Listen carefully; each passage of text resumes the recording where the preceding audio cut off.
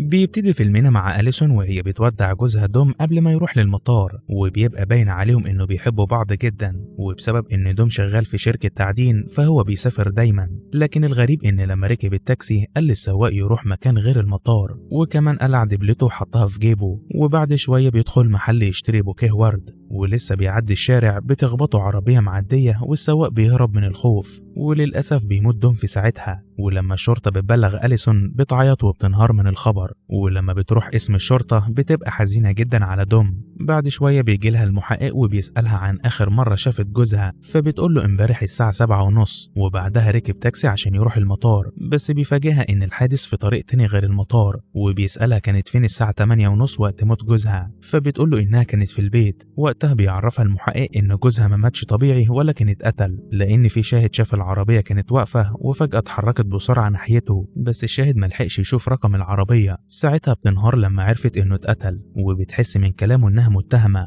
بس المحقق بيفهمها إن دي أسئلة روتينية وبيبقى عايز يعرف لو في مشاكل في علاقتهم. فبتفهمه إنهم متجوزين من سنة بس، ده غير إن هي معالج أسري، فلو كان في مشاكل كانت هتقدر تحلها. وبجملة الصدمات بيقول لها إنهم شاكين إن دوم كان على علاقة بواحدة بسبب بوكيه الورد، وبعدها بيسيبها تمشي. ولما بترجع للبيت بتكون متضايقة ومتعصبة جدا، وبتروح بعدها لمقر الشركة اللي جوزها شغال فيها عشان تسأل على متعلقاته، لكنها بتتصدم إن مفيش حد شغال هناك باسم جوزها، وده معناه إن كمان ما كانش بيسافر. ولما بتخرج من الشركة بتلاقي في حد قطع لها كاوتش العربية، لكن بعد شوية بتوصل للبيت، وأول ما بتدخل بتهجم عليها واحدة اسمها مارلا، وبتقول لها تبعد عن جوزها وإلا هتقتلها. وساعتها بتشوف صورة لأليسون وهي مع دوم، فبتعرفها أليسون إن دي صورة فرحها معاه. وقتها مارلا بتتصدم لأن دوم يبقى جوزها هي من 5 سنين، وبتوري لها صورتها معاه. فبتتفاجئ أليسون هي كمان، وبتقول لها إن المحقق كان شاكك إنه بيخونها، بس مارلا مش بتبقى فاهمة حاجة. فبتعرفها إن دوم مات في حادثة، وساعتها مارلا بتنهار بعد ما كانت فاكرة إنه مسافر. وتاني يوم بتروح مارلا لبيت أليسون، وطبعا بتكون خايفة منها، بس مارلا بتتأسف وبتفهمها إن هي كانت مفكرها عشيقة جوزها، وإنها ما عندهاش حد تتكلم معاه. فبتسامحها أليسون وبيحكوا لبعض عن الأكاذيب اللي كان بيقولها دوم عن نفسه وعن أسرته. وفي الوقت ده مارلا بتشوف تمثال وبتعرفها إن عندها زيه بالظبط، وبتسألها أليسون هي عرفت طريقها إزاي، فبتعرفها إن هي لقت تليفون مع جوزها وكان عليه الرقم بتاعها، وأخدت شوية وقت عشان توصل لها. وبتطلب منها أليسون إنهم ما يعرفوش حد عن اللي حصل لهم لأنها معالج أسري، ولو حد من العملاء بتوعها عرف الموضوع ده سمعتها واسمها هيبوظوا. فبتقول لها مارلا إن هي كمان شكلها هيبقى وحش قوي لو حد عرف اللي حصل لها. وبيروحوا بعدها للاسم، وبيقول لهم المحقق إن أكيد دوم اتجوز واحدة فيهم بهوية مزيفة، وبنعرف إن دوم كان مغير اسم العيلة. فبتحكي أليسون إن مارلا راحت لها البيت وهددتها، ووارد تكون هي اللي قتلته، بس هو بيقول لها إنهم لسه ما عرفوش صاحب العربية، وهيفتح تحقيق رسمي مع مارلا زي ما عمل معاها. وبعد أيام أليسون بتكون غضبانة من خداع جوزها ليها، وبتلم حاجته عشان تتخلص منها. وفي الوقت ده بتجيلها مارلا تاني، وبتسألها أليسون عن سبب الزيارة، فبتعرفها إن هي ما قالتش لغاية دلوقتي لحد إن دوم مات، ومحتاجة تتكلم معاها لأنها مش عارفة تنام. وبتبقى شايفة لبس دوم في الكرتونة، فبتفتكره وبتبقى زعلانة رغم إنه كذب عليها.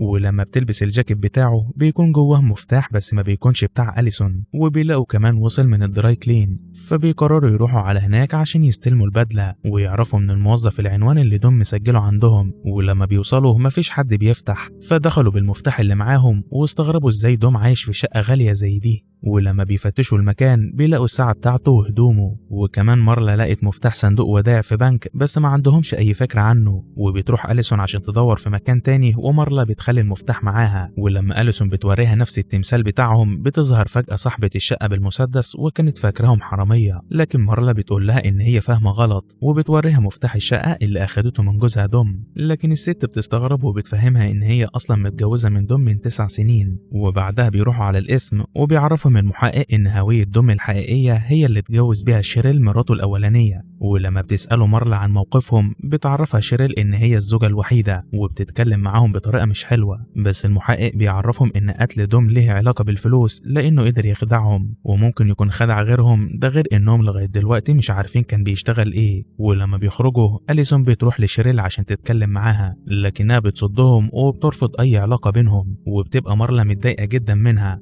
فبتقول لها أليسون الأفضل نخلي اللي حصل بينا عشان الشغل وشكلهم قدام الناس. فبتوافق شيريل وبتسيبهم. أما مارلا فبتكون قرفانة منها جدا وبتعرض ساعتها على أليسون إنهم يفطروا مع بعض، بس أليسون بتقولها إنها مش جعانة ولازم تروح. ولما بترجع مارلا بالعربية بتتفاجئ بأليسون وهي واقفة بتطلب أكل، فبتتضايق جدا وبتتصل بموقع محلي عشان تحكي لهم إن الراجل اللي مات قريب في حادثة طلع متجوز كتير منهم أليسون معالجة الأسرة. وتاني يوم بتكون أليسون بتجري، فبيجي لها اتصال من عميل وبيطلب إنهاء العمل معاها، وبتتضايق جدا لما عرفت إن السبب هو الأخبار بتاعت جوزها. وبعدها بتبقى مارلا قاعدة معاها وبيتكلموا عن اللي حصل، وبتقول لها إن شيريل ممكن هي اللي سربت المعلومات. فبتقول لها أليسون إن خلاص الخبر اتعرف في موقع واحد والمهم دلوقتي انه ما ينتشرش اكتر من كده. وبتكون مارلا لسه معاها مفتاح صندوق الودايع وبتقول لها لازم نعرف فين البنك ده، بس أليسون ما بتكونش عارفة. وبيبدأوا يفتشوا في البيت لأن مارلا ما لقتش في بيتها حاجة، فبتسألها أليسون عرفت دوم ازاي، وبنعرف إنها كانت متجوزة قبله من وهي شابة بس للأسف مات. وساعتها بيلاقوا صندوق مقفول كويس، ومش بتلاقي أليسون غير عصاية البيسبول وبتضرب الصندوق بكل قوتها،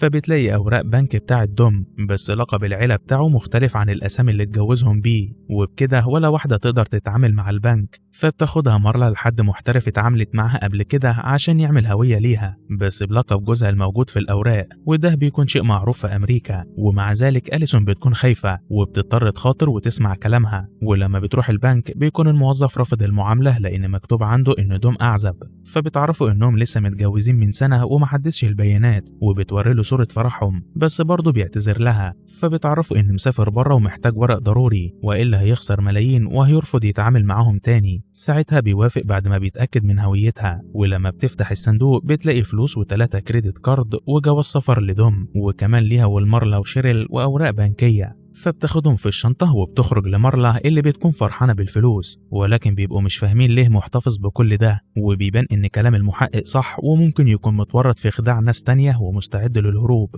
وبالليل بتدخل أليسون على حساب جوزها في بنك سويسري من بيانات الورق اللي كان في الصندوق، وبتتصدم صدمة عمرها لما بتكتشف إن في حسابه 4 مليون دولار. وتاني يوم بتروح أليسون لخطيبها السابق جرهام واللي بيكون شغال محامي، وطبعا بيبقى مستغرب من وجودها. فبتقول له إنها محتاجة تتكلم مع حد يخاف عليها، وبتشرح له الموضوع عشان تعرف إزاي توصل للفلوس. فبيعرفها إن الموضوع مش سهل لأنها تعتبر زوجة غير قانونية، واللي تقدر تسحب الفلوس هي شيريل لأن اتجوزها بهويته الحقيقية، وبينصحها يتفقوا معاها أحسن ويقسموا الفلوس بدل اللجوء للمحكمة. ولما أليسون بتحكي لهم الوضع مارلا بتوافق لكن شيريل بترفض لأن هي الزوجة الحقيقية واللي ساعدت دوم في بداية جوازهم، عشان كده الفلوس من حقها هي بس. وبعدها أليسون بتتكلم مع مارلا وبتقول لها إن كلام المحامي مش هزار، وبتعرض إنهم يعملوا تسوية مع شيريل وياخدوا جزء من الفلوس، لكنها بترفض لأن ده حقها وإن هي أكتر واحدة حبت دوم مش شيريل. فبتقول لها أليسون إن الأفضل يرجعوا يتكلموا مع شيريل تاني ويقنعوها، فبتوافق مارلا. ولما بتروح أليسون لبيت شيريل عشان تحاول تحل الموضوع بينهم بدل المحكمة، بتعرفها شيريل إن دوم خانها مرتين ومستحيل تفرط في فلوسه اللي من حقها هي بس. لكن فجأة بتظهر مارلا وهي غضبانة لأن أليسون راحت من ورا ظهرها، ولما بتحاول تهديها بتقفل شيريل الباب في وشهم، وبتسألها أليسون عرفت مكانها ازاي. فبتقول لها مارلا إنها كانت معدية بالعربية وشافتها وهي طالعة، وطبعا مش بتصدقها.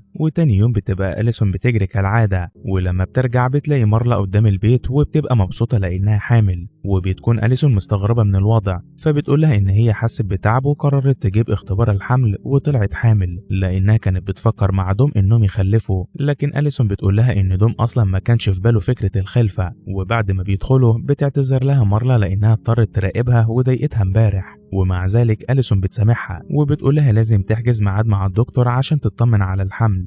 بعدها مارلا بتقول لها إن عندها فكرة تخليهم يجبروا شيريل تقسم الفلوس، وهي إنهم يدوروا على أي حاجة عشان يضغطوا عليها. وبيكون لسه معاها مفتاح شقتها بس أليسون بتكون رافضة الفكرة دي، فبتفهمها إن هي بقت حامل وفرصتها في المحكمة هتكون أفضل، لكنها عايزة مصلحتها هي كمان. وأول ما بيوصلوا للشقة بيخبطوا الأول عشان يتأكدوا إنها مش موجودة. بعدها بيدخلوا ومارلا بتفتش في اللابتوب، وبتروح أليسون تفتش في أوضتها. بس بعد شوية شيريل بتوصل مع حبيبها الجديد وبيروحوا للأوضة، ومن حسن حظهم إنهم استخبوا ومحدش شافهم. وأول ما بيطلعوا من أوضتها للحمام أليسون بتشوف هوية الشخص اللي مع شيريل، وفي نفس الوقت بتيجي مارلا عشان تصورهم مع بعض، وبتبقى أليسون مرعوبة من اللي بتعمله، ومع ذلك بيقدروا يسيبوا المكان قبل ما يتشافوا. وبعد شوية شيريل بيجيلها رسالة على الموبايل وبتتصدم لما بتشوف الفيديو بتاعها، وبتروح عشان تعرفهم إن هي هتسجنهم، بس بيفهموها إنها ممكن تخسر كل حاجة في الحالة دي خاصة الفلوس. فبتعرض عليهم كل واحدة تاخد 250,000، لكنهم بيرفضوا وبيبقوا عايزين حقهم كامل.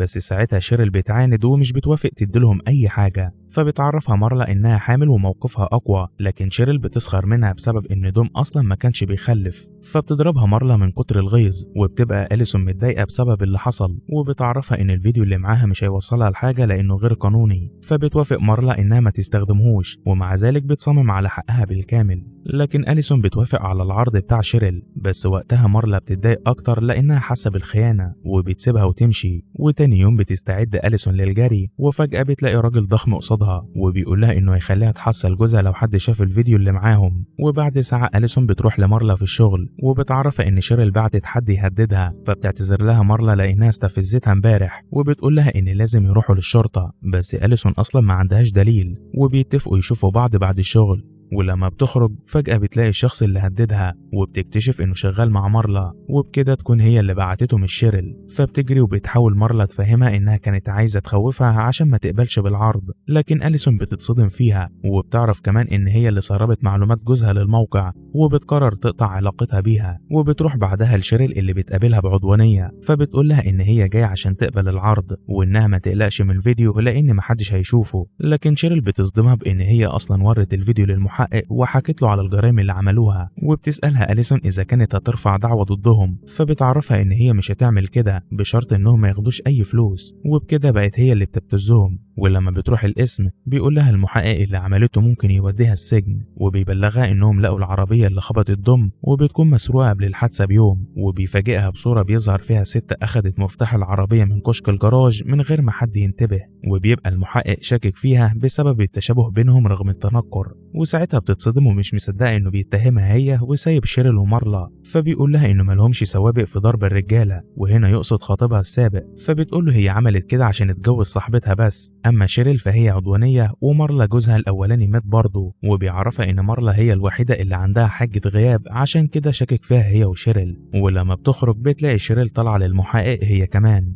وبعدها أليسون بتروح لبيت المحامي خطيبها السابق، فبتقابلها جابي مراته وبتقول لها انه بره وهيجي بعد شويه، وقبل ما تمشي بتعرض عليها تستناها جوه. وبيبقى الموقف محرج لان جابي تبقى صاحبه أليسون، وبتحاول تدافع عن نفسها بان هي اتجوزت جرهام بعد ما هم سابوا بعض، بس أليسون بتبقى متضايقه طبعا، وبتعرفها جابي ان هي هتفضل معتزه بصداقتهم، وبتتمنى لو تعمل اي حاجه تعوضها عن اللي حصل. فبتسالها أليسون لو كانت لسه شغاله مضيفه طيران، وفي اللحظه دي بيوصل جرهام للبيت، وبتقول له أليسون ان المحقق شاكك فيها هي وشيريل انهم قتلوا دوم، فبيعرفها انه هيعمل شويه اتصالات مع زمايله في مكتب المدعي العام ويتاكد اذا هو شاكك فيها بجد ولا بيحاول يوصل لحاجه، وبيأكد عليها ما تتوصلش مع شيريل او مارلا عشان ما يحصلش مشاكل اكبر. وتاني يوم الصبح بتجري أليسون كالعاده، وفجاه حد بيضرب عليها نار من العربيه وبيهرب بسرعه، ومن حسن حظها ان الرصاص ما جاش فيها، وبتطلع بسرعه على اسم الشرطه، وبيعرفها المحقق ان الشاهد قالت ان واحده ست كانت في العربيه، وبيستغرب ان امبارح كان بيتهمها بالقتل ودلوقتي تعرضت لضرب النار.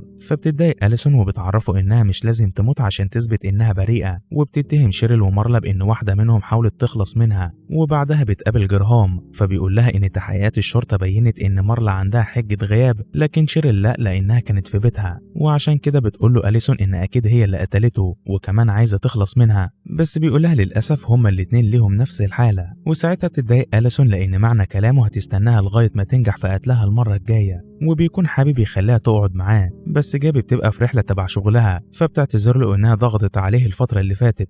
ولما بترجع للبيت بتكون خايفه وبتاخد معاها اي حاجه للحمايه عشان تعرف تنام. وبعد شويه بتسمع صوت جاي من تحت، فبتقوم وتتحرك على السلم واحده واحده، وساعتها بتتفاجئ بوجود شيريل، ووقتها بتظهر مارلا وبتهددها بالمسدس عشان تقعد جنبها. فبتسالها أليسون دخلت ازاي، وطلعت عارفه مكان المفتاح الاحتياطي لما كانت بتراقبها بسبب خيانه جوزها معاها. وبعدها بتقول بتقول لهم إن المحقق عرفها بإنهم هما الاتنين المتهمين، ولو حد فيهم اعترف هتسيبهم يعيشوا وإلا هتخلص عليهم. فبتحاول أليسون تدافع عن نفسها وكمان شيريل لأنهم مستحيل يعملوا كده، ولما بيرفضوا يعترفوا بتقرر مارلا تقتل شيريل لأنها شاكة فيها، وبتحاول أليسون تهديها بس بدون فايدة. فبتقرر أليسون تعترف وبتقول لها إن هي اللي قتلته لأنها شافته مع شيريل واتأكدت إنهم متجوزين، فقررت تعاقبه على خيانته ومش ندمانة لأنها اتخانت لتاني مرة. وساعتها بتيجي رسالة لموبايل مارلا فبيطلع منها رصاصة بالغلط، وبتكون الرسالة من المحقق بيعرفها إن لقى دليل جديد ومفيش حد منهم متهم. ووقتها بتقول لأليسون بس انت لسه معترفة، فبتقول لها إن هي ما قتلتش حد ولكن عملت كده عشان تمنعها من قتل شيريل. وبتفقد مارلا أعصابها وبتقرر تخلص على نفسها لأن ما بقاش ليها حد بعد دوم. وساعتها أليسون وشيريل بيحاولوا يهدوها بأي طريقة عشان ترجع عن اللي ناوية تعمله، وفي النهاية بيقدروا يهدوها وبتعدي على خير. وبيروحوا بعدها للقسم وبيفاجئهم المحقق بفيديو لست كانت من ساعتين في بنك سويسرا اللي فيه فلوس دوم، وطبعا بيتصدموا بوجود زوجة رابعة، لكن المحقق بيقول لهم إن ده مجرد احتمال. وبتسألوا أليسون على اللي عملته فبيصدمهم بإنها سحبت تقريبا $1,000,000 وبعدها سافرت على طول. وهنا بتستغرب أكتر لأن الست دي أكيد هي اللي حاولت تقتلها،